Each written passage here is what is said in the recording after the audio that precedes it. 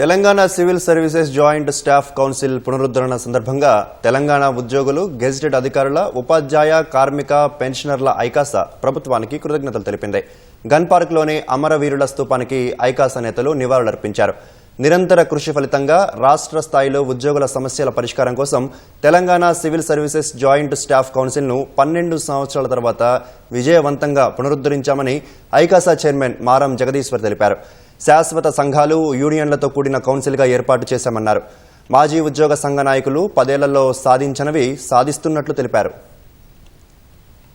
JAC తీసుకున్న నిర్ణయం యావత్తు ఉద్యోగులకు తెలంగాణ వచ్చిన తర్వాత జీవో తీసేసి ఉద్యోగులకు రికగ్నైజేషన్ రద్దు చేసిన సందర్భంలో ఉద్యోగ జేఏసీ మిత్రులందరూ కలిసి ఒక పోరాటం చేసి ఏమి సాధించాము అంటే డిఏలు, పిఆర్సీ కాకుండా పెనీమిల్ కాకుండా మా ఉద్యోగుల హక్కులనే హరించుకున్న సందర్భంలో ఇలా జాయింట్ స్టాఫ్ కౌన్సిల్ సమావేశాన్ని ఏర్పాటు చేసి మా ఉద్యోగులకు న్యాయంగా మా హక్కులకు పోరాడడానికి ఇలా అధికారం ఇచ్చిన గౌరవనీయులు రాష్ట్ర ముఖ్యమంత్రి రేవంత్ రెడ్డి గారికి తెలియజేస్తున్నాం.